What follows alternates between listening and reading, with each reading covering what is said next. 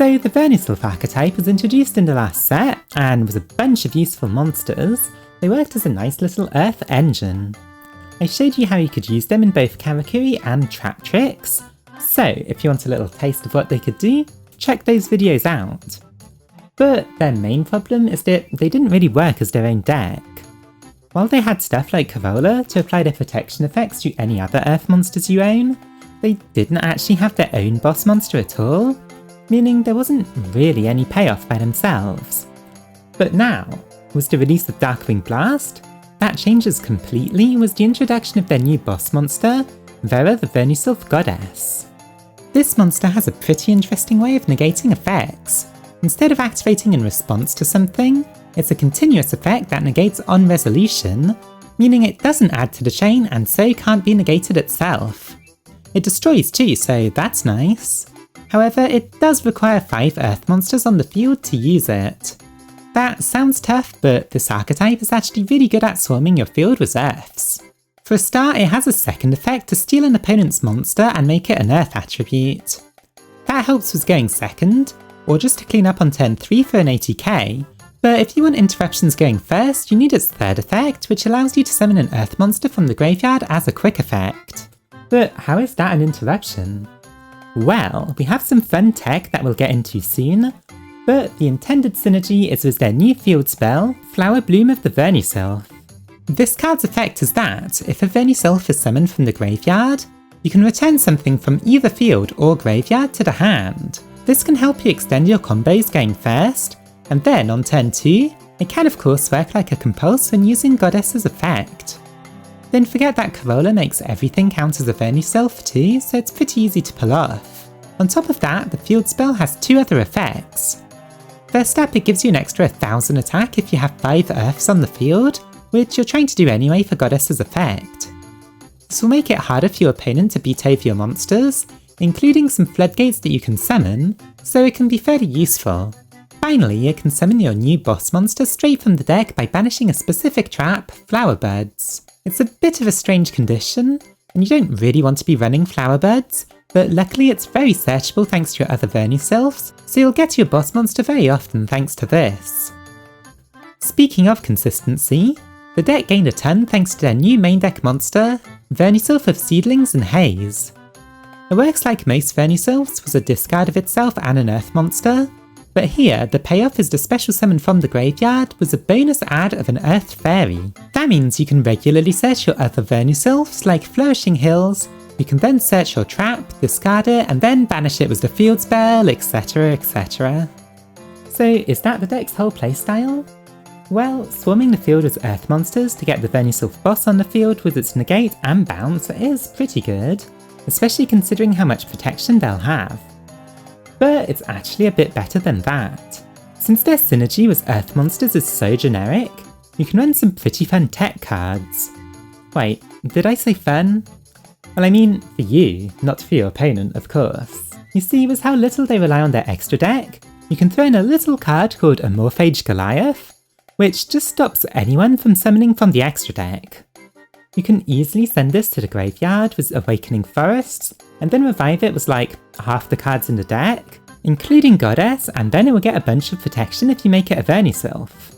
But if you already have this out, well, get some more interruptions thanks to Grand Tusk Dragon, an earth monster that, when summoned, can destroy up to 2 cards on the field, turning Goddess into a sort of Icarus attack as long as this card is in the graveyard. So you end fairly often on a deceptively strong negate, a floodgate, and some form of quick effect interruption. It's actually fairly good, and also consistent to boot, so with the introductions out of the way, let's take a look at the deck. And here we are! We're running a ton of monsters since we always want to have enough to discard for our Vernusylph effects. Let's start with them. Run 2 of your boss monster. 1 could work as well, but it's nice to have a second one for backup, since most of your deck does rely on it. Then you actually just run 3 of each main deck Vernusylph, since they're all pretty good. They'll be drawing, sending to the graveyard, or searching what you need for your combos, all while reviving something to fill up your board. You could cut down on Flowering Field if you want, since this effect is a bit less useful than the others, but it does help keep your hand size up for longer combos, so it is honestly fine at 3. Then we have our tech cards. Run 3 Amorphage Goliath and 3 Grand Tusk Dragon, for the reasons mentioned in the intro.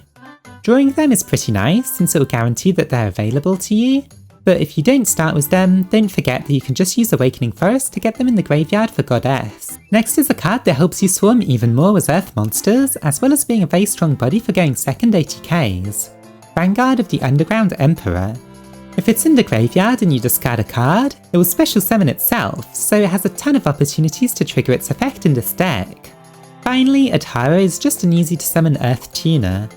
It being level 1 is good, since together with any of your level 4s, you can easily make an Eteria Beast.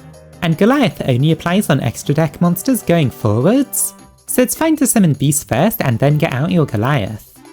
You could also try Magical Hound instead for some spell and trap removal when going second. For our spells and traps, you want to run 3 of the field spell and a terraforming since it's a big part of your combos, and you want to see it whenever possible. Then I'm trying Corolla at 2.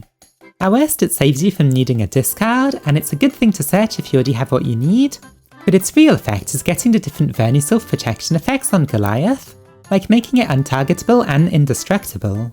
Then Flowerbuds is here just for the cost of the field spell, with its actual effects not really being very good. It is a Vernusylph card though, so you can discard it for most of the Vernusylph effects. For consistency, we then just run a Foolish Burial and 3 Prosperity, since we don't really use much of our extra deck. Speaking of that, I'll go over it quickly, since it's mostly just cards that could sometimes come up, but really aren't the focus of your combos. The Naturias give you some nice negates, with Beast being the most useful card in your extra deck, and Earphone's here just to help you climb into Landoys if you really want to. This Goliath can help ATK or even give more defense for Goddess, but mostly it can add back a Scent Barrier Statue of the Drought if you decide to run that card instead of something else in this deck, which is a perfectly good tech card as well. Then we just have some good rank 8s, a Baguska for emergencies, and Mrs. Radiant for more attack, but mostly just for getting Earth monsters back into the graveyard, while clearing some room in the main deck monster zones. You won't really be using most of these cards, so feel free to just banish them as Prosperity. So now let's take a look at the deck in action. So before I start showing you some test hands, don't forget to like and subscribe if you've been enjoying the video. Let's start this one with some deck thinning, searching a field spell and then sending Goliath. After that we play our field spell, before using the duck to discard Vanguard and search Hills, reviving Goliath in the process. Hills discards itself and the second field spell, searching our trap and then reviving itself. This will trigger our field spell to add back Seedlings and Vanguard to summon itself. Now you can use Flower Bloom to get Goddess by banishing the trap, and then you can simply normal summon Seedlings to get your 5th Earth monster on the field, making the negate live, giving everything 1000 extra attack, and then also thanks to Seedlings making your opponent lose 600 attack on all of their monsters. That and of course having Goliath stopping them from summoning from the extra deck. In this second one, we'll also want to start by just getting Flower Blooms on the field, before using Forest to send Goliath, and then reviving Goddess that we just discarded. The field spell adds Forest back to our hand as fuel for later. Seedlings discards itself and a spare field spell to get Goliath and searches Mountains, which we can use to get a draw by discarding the used Forest. This draws a second Goliath, which we can actually use to get a Macrocosmos-like effect, since we control another Amorphage monster.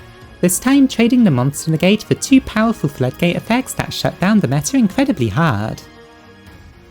Let's look at a hand with Grand Tusk Dragon. Using Prosperity, we dig for a Goliath since we'll easily get it onto the field with our Vernusylphs.